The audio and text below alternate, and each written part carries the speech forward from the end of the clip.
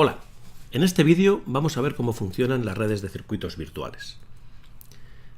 Antes de comenzar vamos a refrescar un poco las ideas. Debemos recordar que estamos ante un servicio con conexión y esto significa que tendremos una fase de establecimiento, una fase de envío de datos y una fase de liberación de la conexión.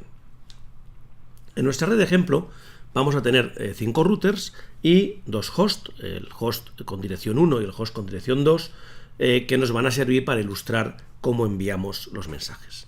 Cada uno de los routers tienen una tabla de encaminamiento y una tabla de reenvío. Veremos posteriormente para qué nos va a servir cada una de ellas. Esto lo tendremos en todos los routers que vamos a utilizar en nuestro ejemplo. Lo tienen, por supuesto, todos los routers de la red. Antes de empezar la fase de establecimiento es importante destacar que lo que vamos a contar aquí es simplemente un ejemplo de cómo puede establecerse un servicio de circuitos virtuales. No es ningún servicio concreto, sino que es un servicio genérico. Para cada implementación de un servicio de red con conexión habrá que ver cómo se realiza cada fase de manera concreta. En nuestro ejemplo, cuando el host de origen con dirección 1 desea enviar mensajes al host de destino con dirección 2, lo primero que hace es enviar un mensaje para establecer la conexión.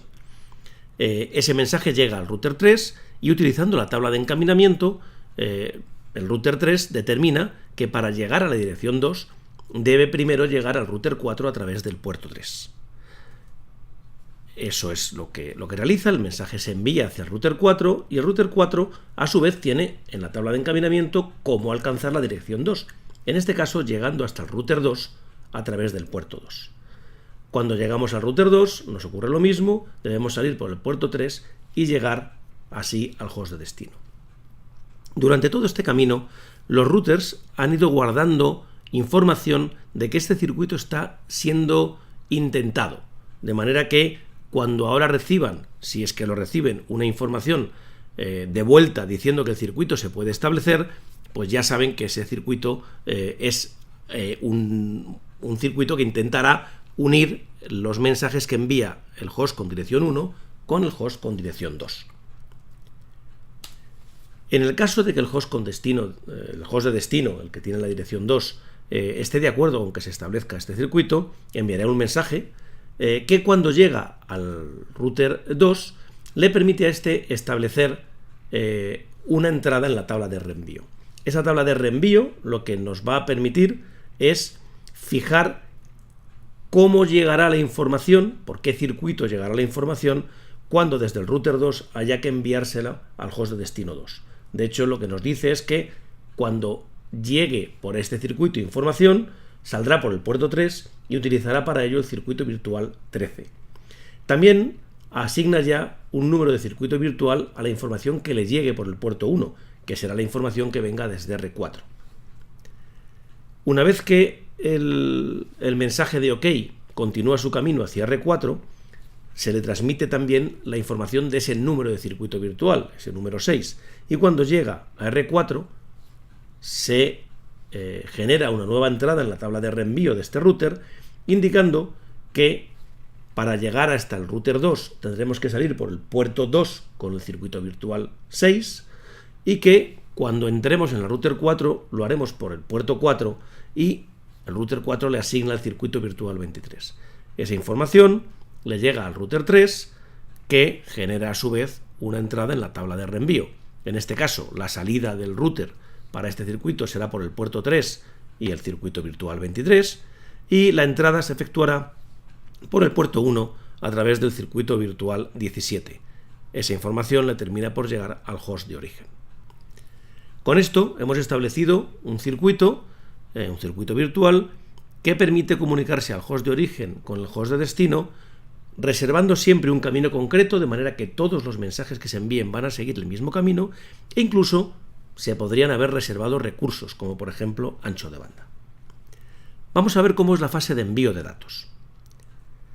Cuando queremos enviar un dato, ya no ponemos la información de origen y de destino, sino que directamente el host con dirección 1 indica el circuito virtual por el que quiere enviar la información. Esos datos y el número de circuito virtual llegan al router 3, que consulta en su tabla de reenvío y ve que todo lo que le llega por el circuito virtual 17 y por el puerto 1 debe ser reenviado directamente por el puerto 3 con el número de circuito virtual 23. A su vez, esta información llega al router 4, que consulta su tabla y ve que todo lo que llega por el puerto 4 y el circuito virtual 23 debe salir por el puerto 2 y el circuito virtual número 6. El router 2 vuelve a hacer lo mismo y finalmente el mensaje llega a su destino. Así podemos enviar tantos mensajes como queramos, recorriendo siempre el mismo camino. ¿Cómo se realiza la liberación de ese circuito? Una vez que el host de origen ya no quiere enviar más mensajes al host de destino, envía un mensaje de liberación. Para ello, utiliza el mismo procedimiento utilizado en el envío de los datos. Indica que desea liberar el circuito virtual 17.